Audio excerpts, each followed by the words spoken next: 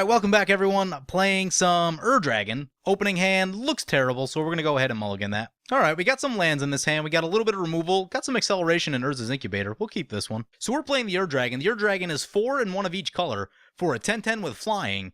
It has Eminence as long as it's in the command zone or on the battlefield. Dragon spells you cast cost 1 less to cast. And whenever 1 or more dragons you control attack, draw that many cards, then you may put a permanent card from your hand onto the battlefield. So the Ur-Dragon is a very good late game commander, draws you cards, and allows you to cheat things into play, which is really awesome, but it comes at the cost of being super slow at 9 mana. We draw a Krosan Verge on our first turn. We'll go ahead and play the Krosan Verge since it comes in tapped. Sylvan Caryatid for the Gahiji opponent. We draw into a Phyrexian Reclamation. We're not going to be able to cast the Phyrexian Reclamation yet because we are short on colors. We'll play the Exotic Orchard and pass the turn. Farhaven Elf for our opponent. So let's take a look at what our opponents are playing. First up, oh man, I have no idea how to say this guy's name. I think it's Borboremos Enraged. Is 4 red, green for a 7/6 with trample. When it deals combat damage to a player, reveal the top 3 cards of your library, put all land cards revealed this way into your hand and the rest into your graveyard. Discard a land. Borboremos does 3 damage to target creature or player, so this is probably going to be a really land-heavy deck.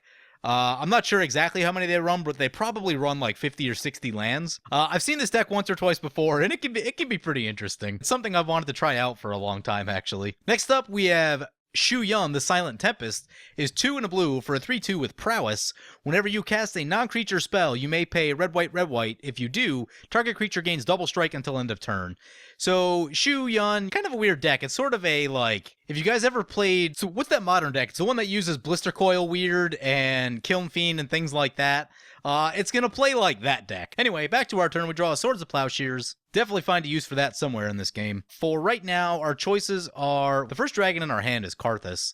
So instead of the Urza's Incubator, I'm just going to sacrifice the Krosan Verge, go find some lands. I'm gonna get the Tropical Island, and what else do we need? We need black and the Scrubland. We're doing okay with our mana colors at the moment, so that's good. Getting back to our opponents, finally we have Gahiji Honored One. Is 2 red, white for a 4/4. Whenever a creature attacks one of your opponents or a planeswalker an opponent controls, that creature gets +2/+0 until end of turn.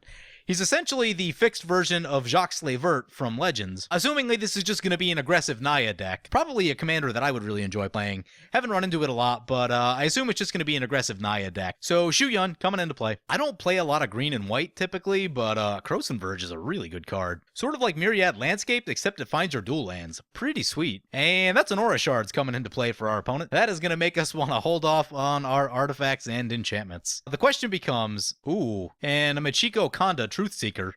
Whenever a source an opponent controls deals damage to you, that player sacrifices a permanent. That is interesting. And Aura Shard is going to trigger. It's going to blow up the Jeskai banner. So this Aura Shard is interesting because if Borboremos or Shu Yun play any artifacts or enchantments, this Aura Shards has the ability to take care of it. So the question is, can we leave this Aura Shards around long enough to hurt our opponents more than it hurts us?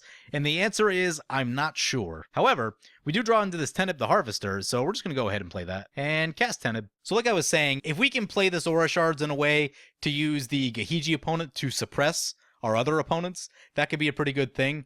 I don't know that Borboremos would play a ton of enchantments. They might have something like a Blood Mist for double strike, but I can't imagine it's too heavy of an enchantment deck. Spore Mound for our opponent. Whenever land enters the battlefield under your control, create a 1/1 green Saproling creature token. A lot of auras or artifacts or enchantments either, but there's white in there. Assumingly they're probably running a Ghostly Prison. Helps you from getting attacked. Also helps keep down the mana rocks, which I'm sure they're probably running a bunch of in Jeskai. So Shu Yun going on the attack. Not sure if they realize how this Michiko is going to work. So there's a Titan Strength on the Shu Yun. Shu Yun is now a 7/4 with double strike. And Shu Yun's going to have to sacrifice some permanents. I'm not sure that they read that Michiko. Do they Shame Scoop? So Gahiji all the way down to 26, 14 commander damage, and Shu Yun's got to sacrifice some permanents. So whatever we do on our next turn, we are going to need to leave some white mana open for the Swords to Plowshares. Vow of Lightning on the Shu Yun, so no longer going to be able to attack the Gahiji opponent. Definitely going to want to leave up the Swords to Plowshares. A Johnny Mentor of Heroes coming into play. Probably going to want to attack that. There aren't any creatures in graveyard currently, so we're not losing any value by attacking the Planeswalker with Teneb, so that's probably where we'll want to be. Opponent distributes some +1/+1 counters.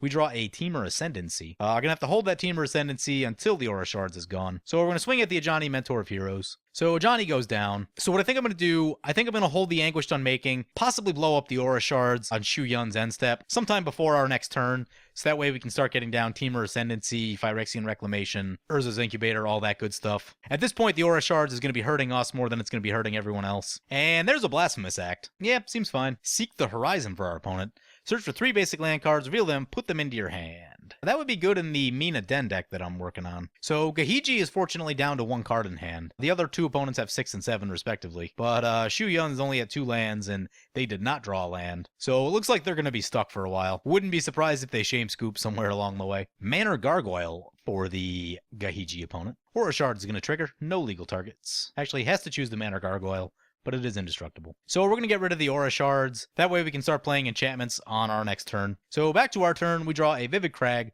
Go ahead and drop that down. Right now, we're a little bit color locked for the Temur Ascendancy, which is what I really wanted to get in play. So instead, we're going to go with the Urza's Incubator and the Phyrexian Reclamation. So Urza's Incubator, Naming Dragons, and Phyrexian Reclamation. Pass the turn, leave up mana for the Swords to Plowshares just in case. So Borboremos Enrage coming into play. Thing's actually pretty scary. 7/6 trample is pretty big. Also, they can just instant speed start discarding lands from their hand to start shooting things down, which it looks like they're going to start doing. 2 triggers, puts the Gahiji down to 20. Shu Yun, no lands, passes their turn. Opponent says he's playing a wall deck. Actually, yeah, that makes sense. Sylvan Caryatid, Manor Gargoyle, Overgrown Battlements, Pachiko, sort of a wall, Ishvac, interesting. Oh, I see what he's trying to do. Gahiji is trying to encourage other people to attack each other, which doesn't really seem to be working out for him at the moment. Opponent plays an Expedite so that they get to draw a card. Plays a Shadow Rift so they can draw another card. Searching for those lands. I bet this deck runs a really, really greedy land count. Question is, do we fire off the Swords to Plowshares right here? I would say yes. There's nothing else really happening on board. We'll do that for maximum mana usage. So opponent gains some life. Oops, and I did that way too early. Awakening Zone for the Gahiji. Shu Yun discards a Fury of the Horde. Funny card. Manor Gargoyle going on the attack at the Shu Yun. We draw a Sol Ring. Sol Rings are nice. So we use the Strip Mine, play the Sol Ring. I think we have enough to get the Ur Dragon into play. If we have enough colors, I think we're good. So we need blue, green, black, and red. Yeah, that's an Ur Dragon. Sweet. All right. Now we just need the Ur Dragon to make it back to our turn. Yeah. Groundskeeper for the Borboremos opponent. I did not realize that was an old card. I thought its first printing was Shadows over Innistrad. What is that? Mercadian Masks? Man, that is old. Actually, that card's actually really good in a Borboremos deck. So return target basic land from your graveyard to your hand. Sounds pretty good. Opponent's going to get some value out of that. I think Borboremos is the most threatening player right now. Gahiji's out of cards, and Shu Yun only has 2 lands and doesn't seem to be drawing any additional ones. So I think we're going to target down the Borboremos on our next turn. There's an Acidic Slime. Let's see what that goes after. All right, goes after the Urza's Incubator. Not great, but we can live with it. The thing I really wanted to keep is the Phyrexian Reclamation. Phyrexian Reclamation keeps us safe after a board wipe, which is something that I like. But the cost reduction does hurt that we're losing off of Urza's Incubator. So, Izzet Charms. Gonna cycle, draw 2, then discard 2. Still looking for some lands. So Gahiji Honored One coming into play. That'll give our creatures a little bit of a buff when we start attacking other opponents. So back to our turn, we draw a Chromatic Lantern. So right here, we're going to slam the Karthus Tyrant of Jund. So Karthus Tyrant of Jund coming into play. We're going to gain control of all dragons, which we control currently, and they all have haste. And now we're going to go after the Borboremos opponent, put a lot of damage on them, since they're the only ones really doing much of anything in this game. Seems to be the thing that makes the most sense. So we're going to get the Gahiji triggers, and then we're going to get the Ur Dragon trigger. So we're going to draw 2 cards and drop a permanent into play. Ooh, Hellkite Overlord. That's fun. Part of me kind of wants to just get this Chromatic Lantern down, but how exposed are we for a board wipe? Well, we have the Phyrexian Reclamation, so we'll just go with the Hellkite Overlord because that is the most mana savings. Based on our opponent's current situations of very few lands and only 1 card in hand for the Gahiji opponent, Borboremos is the only one that's really going to be open to a board wipe right now. Plus, we have the Phyrexian Reclamation. We can get our stuff back if we need to. We're going to play the Smoldering Marsh. Comes in tap. And end step will probably activate the Phyrexian Reclamation to get back our Teneb the Harvester. So we hit Borboremos down to 26, up to 12 commander damage. Next hit is lethal off of the Ur Dragon. Wild guess for our opponent. Gonna cycle some cards. Did you just cycle a Starstorm? I guess he doesn't have enough mana for the Starstorm. Blasphemous Act is the one he really wants, but he already used that. That's a Rampaging Ballots. Yeah, that's a good card. That card has ended a few games of Commander in its life. So definitely going to want to finish off the Borboremos opponent. Gets a token off the landfall. Gonna Groundskeeper for another land. Man, that's such a good combo in that deck. Basically all of your lands are lightning bolts and you can get them back. That's pretty awesome. I really want to build that deck, actually. Shuyun finally finds a land, back up to 4 lands. Plays a Curious Homunculus. Good for them. Getting to actually play some Magic. So Awakening Zone triggers for the Gahiji opponent. Gisela Blade of Gold Knight for the Gahiji. That is a real Magic card. That means, well, we can kill the other 2 opponents very, very quickly. We need to make sure that we don't die in the process. No attacks from the Gahiji. So end step, we're going to use the Phyrexian Reclamation, get back Teneb the Harvester. We draw a Scalelord Reckoner. Wow. With the Gisela and the Gahiji out, we're going to one-shot the other 2 opponents out of the game. The next question is, we need to not die to Gisela. That's a very real concern. I think we hold up mana on the Cyclonic Rift. We kill our other 2 opponents, hold up mana on the Cyclonic Rift, and then it won't take much to bring down a Gahiji. That is the correct line of play, I think, right here. So Ur-Dragon at the Borboremos, the other 2 dragons at the Shuyun. Yeah, that's a fun little concept Gahiji's got going. Just wall yourself up and then play a bunch of things that buff all your opponent's creatures and make them kill each other. That's fun.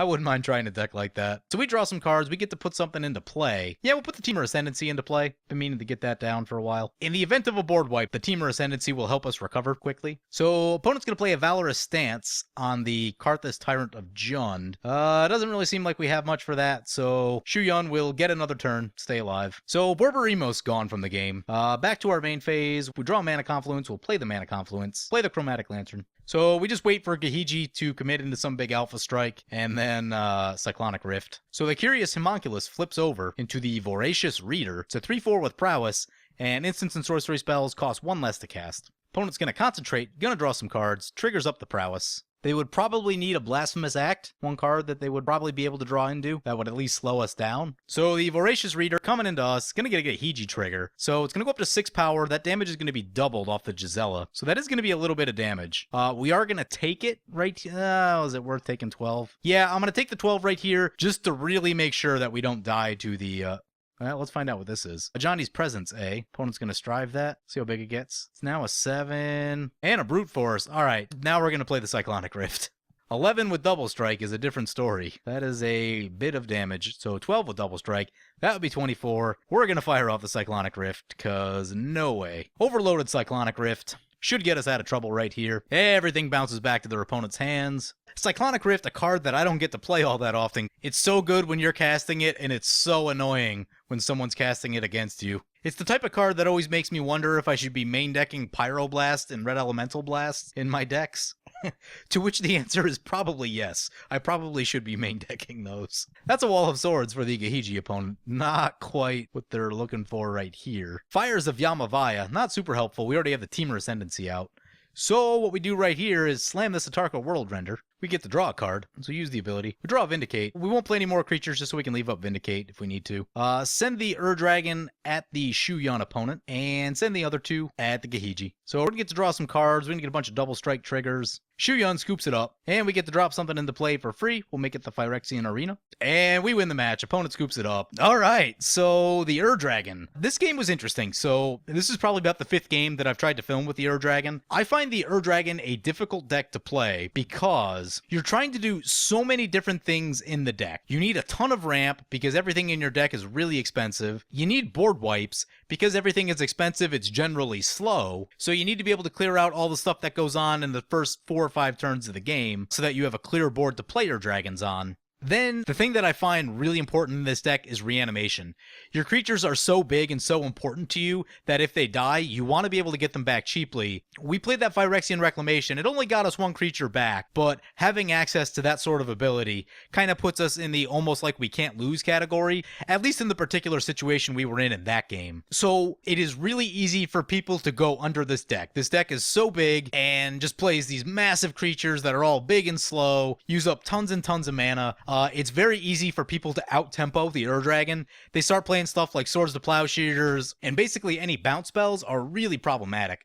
because you just lose so much tempo from all the mana that you spend pumping into your creatures. So it is a fun deck, but it's very slow, and you need to craft the game state kind of where we got to in that game, where one of our opponents had an empty hand, the other opponent had no land, so they couldn't cast things, and so we really only had to focus on one opponent who was relying heavily on their commander as their source of removal, and once we took out their commander, they didn't have a lot going on, so we were able to attack in with the dragons successfully. That's sort of the board state you want to get to with this deck, and it's not always a place you can get to. This deck was going to struggle against removal heavy metas, I think. Anyway, it's been a ton of fun to play. Hope you guys enjoyed this video. As always, feel free to comment, like, or subscribe.